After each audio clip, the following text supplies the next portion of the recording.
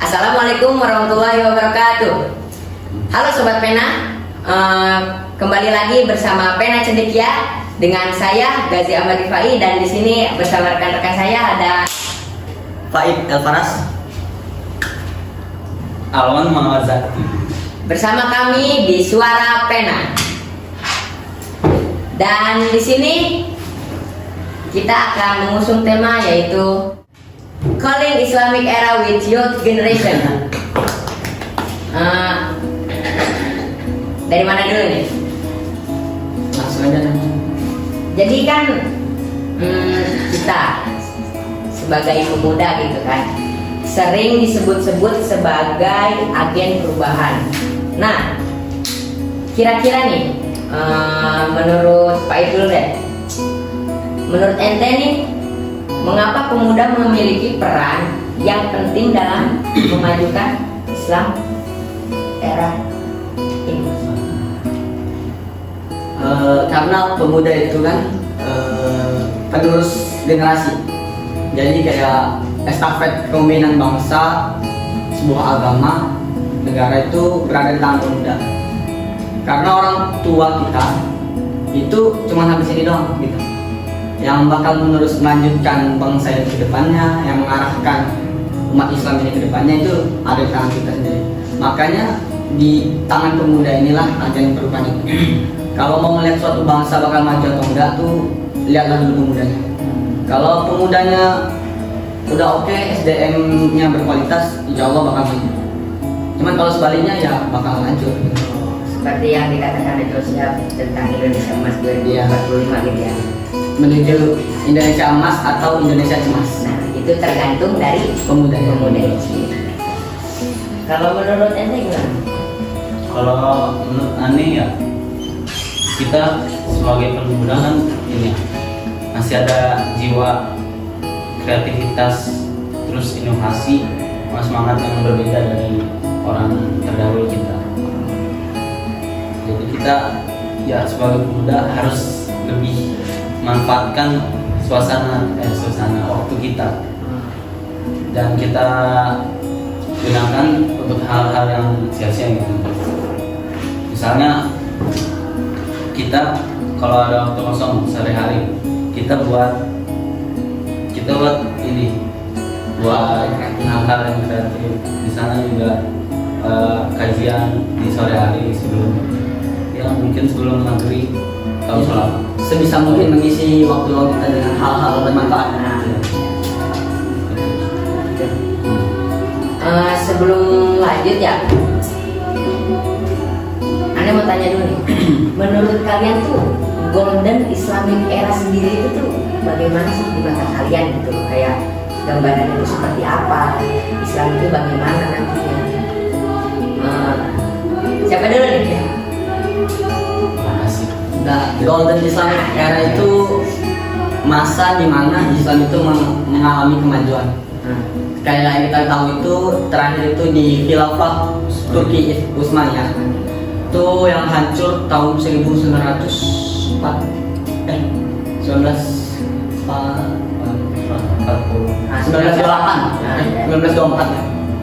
Ya, 24. Karena pas zaman itu tuh Islam itu sedang maju-majunya. Dari zaman Rasulullah sendiri sampai Turki Utsmaniyah itu muncul ilmuwan-ilmuwan Islam, penemu-penemu Islam, kayak penemu pesawat itu kan Ibnu Firnas gitu. Kedokteran, ahli biologi itu Ibnu Sina dan lain sebagainya. Jadi kalau sekarang ini kan kita lihat Islam itu kemunduran. Jadi kalau kita pengen bangun Islam biar jadi emas, generasi emas lagi atau golden era, ya mulai dari Pemudanya dulu. Kembali lagi ke pemudanya. pemuda kuncinya di pemuda. Karena tema kita Golden Generation. Ya, with young generation. Kalau sendiri gimana menurut anda?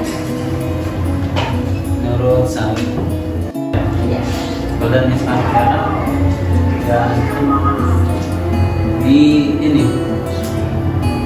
diciptakan dari pemuda yang melek akan agamanya sendiri, yaitu agama Islam. Oke. Jadi kayak gitu ya gambaran kalian tentang Islamic Golden Era.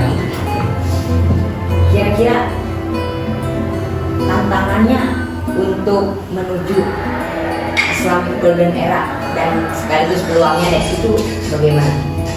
Coba. Itu sangat banyak sih yang kita alami sekarang ya. Kayak mulainya anak-anak muda itu jauh dari agamanya. Kita tahu kan Islam itu punya kitab Al-Quran namanya. Kita bisa cari di kitab-kitab lain, itu pasti awal membukanya itu jika ada kesalahan mohon kritik dan sarannya ke penulis. Tapi di Al-Quran sendiri di halaman keduanya itu ayat kedua surat Al-Baqarah Allah sebut tuh zalika kitab la raiba fi. Kitab ini gak ada keraguan dalamnya. Jadi Allah udah menjamin kebenarannya itu di awal surat itu sendiri. Jadi kalau umat Islam pengen maju ya itu kembali lagi ke Islam, kayak kita pelajari dulu Al-Quran gitu. Berpegang teguh pada Al-Quran. Masalahnya kan tantangannya itu sekarang tuh udah banyak ya akibat arus globalisasi. Kita tahu kan orang barat juga tuh sebenarnya itu nggak taat banget sama agama mereka. Kita lihat aja orang barat meninggalkan agamanya tapi mereka semakin maju. Kita Islam meninggalkan agama kita tapi kita semakin hancur. Ya kan? Contohnya itu kan banyak kayak kasus kriminal itu kan dari umat Islam. Ya. Perpecahan antar agama juga dimulai dari umat Islam katanya. Nah, itu tantangan terbesar umat Islam itu. Jadi mungkin ada pihak-pihak yang nggak senang sama Islam, jadi mereka mengatasnamakan Islam. Padahal kita belum tentu tahu mereka itu siapa. Jadi ada oknum di balik. Iya, ada oknum di balik semua manusia. Kalau menurut ente sendiri kan gimana tuh? Jadi pertanyaan apa? Tantangan sama peluang kita menuju Islamic Golden Era. Oh, kalau tantangan sih menurut Ani ini lebih ke pernah tuh Ani baca dari Syekh Hamzah Yusuf. Beliau tuh seorang cendekiawan Muslim asal Amerika Serikat. Beliau tuh pernah mengatakan kalau pemuda Muslim masalah pemuda Muslim zaman sekarang tuh karena dihadapkan oleh dua pihak, salah satunya dari pihak yang barat sama satu lagi dari ini pemudanya sendiri yang belum melek terhadap kepentingan agama kita. Nah mungkin kalau dari peluangnya sendiri kita kan ini udah zaman yang lumayan pesat ya, era globalisasi udah berkembang lebih maju daripada sebelumnya. Jadi banyak sebenarnya kalau kita mau cari tahu, kalau kita mau gerak buat memajukan Islam ya dari platform media kayak Instagram, memanfaatkan teknologi terkini. Kita bikin konten yang menarik tentang ya keislaman seharian kita. Dan juga Rasulullah SAW itu pernah bersabda kalau beliau tuh sangat kagum dengan pemuda yang di akhir zaman yang bisa menahan hawa nafsunya. Nah, apakah kita bisa menjadi orang-orang yang dikatakan Nabi tersebut?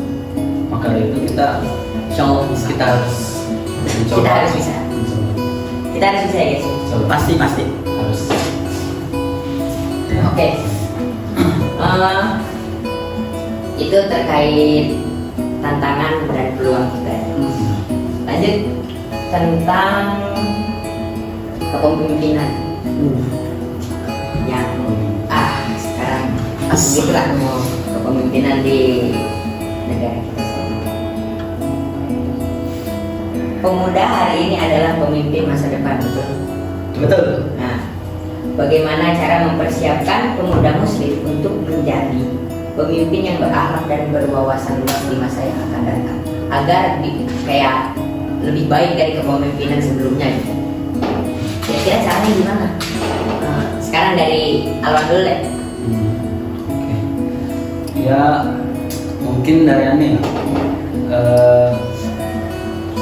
menemukan pemimpin yang diharapkan oleh Islam untuk memajukan generasi kita harus ada pendidikan yang lebih mendalam mengenai suatu kayak keagamaan gitu lah. Karena dari pandangan Ane sendiri, masyarakat kita tuh apa ya, kurang peduli terhadap isu keagamaan, terus isu politik juga. Karena politik tuh sekarang dianggap apa ya, kayak dijauhi karena ya mungkin banyak oknum yang korupsi, yang apa, yang memanfaatkan jabatannya untuk kepentingan pribadi atau Jadi, keluarga. Membuat image politik ini tuh buruk. Iya. Maaf ya, sebelumnya boleh makan. Nah, ini kan lebih panjang ya Bang, buat makan. Kita selesai Sudah, dulu. ya, dulu. Oke, iya. Tadi tuh ini yang politik kan. Padahal kalau kita mau apa, lebih berpikir lebih terbuka, politik itu sebenarnya salah satu pokok kehidupan, karena politik itu bisa menyangkut seluruh kehidupan kita, mulai dari ekonomi, spiritual kita kepada Sang Pencipta, terus juga apa, hubungan kita pada sama manusia. Kalau kita kayak acuh gitu ya, apatis, kita bakal kehidupan kita bakal dibawa sama mereka yang memiliki jabatan dengan ya bisa jadi amburadul gitu, Semena-mena. semena-mena. Jadi ya kita harus peduli lah terhadap isu-isu yang sedang hangat dibicarakan gitu. Pak giliran baik ya, jawab giliran. Tentang ini kan apa, kepemimpinan pemuda, Iya. menyiapkannya. Saya juga pengen mengutip hadis dari Rasulullah SAW, Oke. bahwasanya beliau itu bersabda, taraktu fikum, aku telah mewasiatkan, meninggalkan kepada kalian amro ini dua perkara. Lam tidak, kalian tidak akan tersesat jika berpegang teguh kepada kedua perkara tersebut. Kitabullah, yakni Al-Quran atau kitab Allah, wasunatul Rasul, Ya. dan sunnahku. Nah, Jadi Rasulullah sendiri itu menjamin barang siapa yang menggenggam erat kedua kayak Al-Quran sama hadis, perilaku Rasulullah itu, niscaya dia tidak akan terbawa oleh arus digitalisasi. Sekarang kan banyak orang yang bilang tuh Islam itu kuno. Jadi banyak pemuda sekarang tuh menjauhi Islam. Kalau soal masjid dibilang kuno gitu. Ke pesantren nih orang soalnya gitu terkurung, nggak melek informasi. Padahal syariat Islam itu bukan mengkunokan seorang, tapi untuk membentengi diri dia sendiri agar nggak terbawa sama arus globalisasi, nggak terbawa arus negatifnya. oke. Bahkan di luar sana ada yang istilah Islamofobia. Iya, Islamofobia. Kalau yang kata Allah tadi kan tentang politik ya, politik. Sekarang tuh banyak orang yang bilang kan ada politik agama. Padahal Rasul sendiri itu bahkan Allah yang bilang, taatlah taatullah wa rasulih wa ulil amri minkum, dan bertakwa kepada Allah, Rasulnya, dan orang-orang yang mempunyai kekuasaan di antara kita, pemimpin kita. Nah, Jadi emang pemimpin itu ditentuin nama Islam, kriterianya, terus syarat-syarat menjadi pemimpin itu Islam dan tentuin emang. Jadi kalau emang pemudanya menggenggam erat dua perkara tadi, insya Allah Islam akan maju. Soalnya Al-Quran itu nggak ketinggalan zaman ya. sip. Oke, makasih. Baik. Alhamdulillah juga kejuangan. Iya. Nah, sekarang kita langsung aja ke penutupnya ya. Di penutup ini kira-kira Ane mau nanya sebagai pesan penutup, apa yang pengen ente sampaikan kepada pemuda muslim saat ini? untuk mencari arah dalam peran mereka dalam mewujudkan Islamic Golden Era. Nah, kira-kira langkah pertama mereka tuh apa? Pesan Anda, pesan ente lah semua ke pemuda-pemuda Muslim di luar sana. Jadi mau siapa dulu nih yang mau memberikan pesan kepada pemuda Muslim yang sedang menonton, mungkin pemirsa di sana, untuk memulai langkah awal mereka pada saat hari ini? Mungkin saya pengen dulu menyampaikan kepada para anak pemuda di sana, pemuda Islam di sana khususnya, jangan meremehkan hal-hal kebaikan apapun yang kalian lakukan walaupun itu kecil, baik itu berdampak bagi lingkungan sekitar kalian atau masyarakat yang lebih luas. Jangan ragu untuk memulai sesuatu karena kalian adalah agen perubahan itu sendiri. Langkah awal yang bisa kalian lakukan adalah perdalam ilmu agama, karena tanpa pegangan agama yang kuat kalian akan terbawa arus globalisasi ini. Dan langkah kedua, kita harus juga menuntut ilmu teknologi, karena kalianlah yang akan meneruskan Ibnu Firnas selanjutnya. Kalianlah yang akan meneruskan Al-Khawarizmi, the next Al-Khawarizmi, the next Ibnu Sina selanjutnya. Jangan takut untuk mencoba sesuatu, jangan takut untuk berkarya, karena kalian adalah harapan masa depan umat ini ke depan.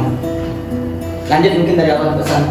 Ya, sebelum pesannya, Anda pengen nyampein satu perkataan dari guru aneh.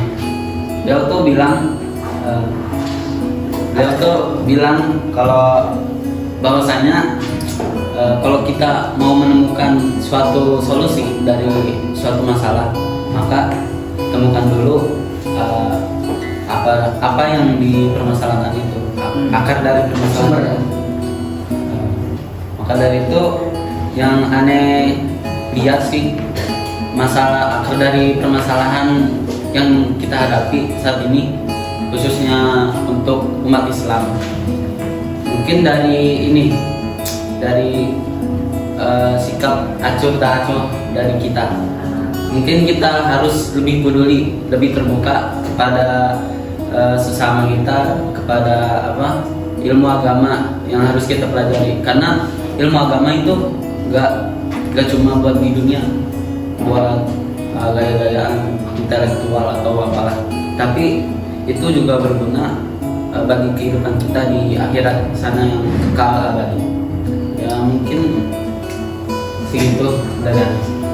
Oke, siap. Ya, mungkin